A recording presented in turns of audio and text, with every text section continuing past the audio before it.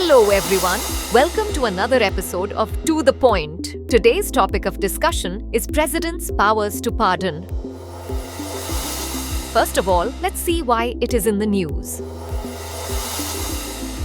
Recently, US President Joe Biden has granted an unconditional pardon to his son Hunter Biden, who faced sentencing for federal tax and gun convictions.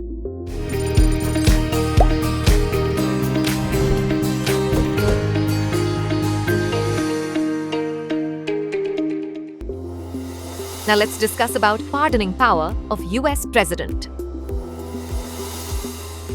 According to the US Constitution, the President can grant pardon except in cases of impeachment. The US President has absolute power of pardon for federal criminal offenses. Such a pardon may be issued prior to the start of a legal case, as well as prior to or after a conviction for a crime. Once accepted, the pardon grants relief from punishment and associated disqualifications, but does not erase the conviction record. The US Supreme Court has held that this power is granted without limit and cannot be restricted by Congress. Now let's discuss that. What is the Indian system? Articles 72 and 161 of the Constitution provide powers to the President and Governor, respectively, to grant pardon, commutation, remission, respite, or reprieve to a convict. These are sovereign powers which are to be exercised on the advice of the Council of Ministers. A pardon in the Indian context absolves the offender from conviction, punishment, and all associated disqualifications. There have been various instances in India where the acceptance, rejection, or delay in decisions of mercy petitions by ruling governments have been entangled in political controversies. The Supreme Court, in the Ipuru Sudhakar case, 2006, has held that the exercise of pardoning power is subject to judicial review on the grounds of arbitrariness, mala fides, or extraneous considerations. Now let's have a look at difference between pardoning powers of President and Governor.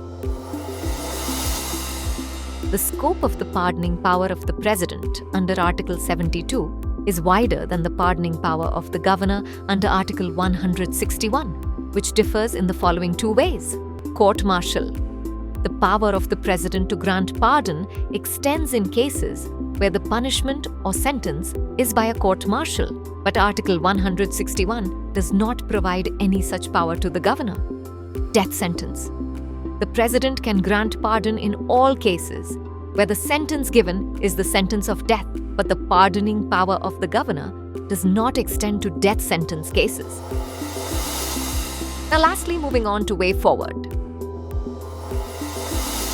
The pardoning power is a practice that has its origins during the time of absolute monarchy, when there was no separation of powers between the executive and the judiciary.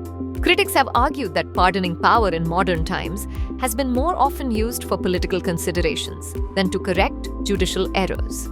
Pardoning power should be exercised impartially, avoiding nepotism and arbitrariness to maintain public trust. Now is the time for practice question. Consider the following statements about pardoning power of President. 1. Articles 72 and 161 of the Constitution provide pardoning powers to the President and Governor, respectively.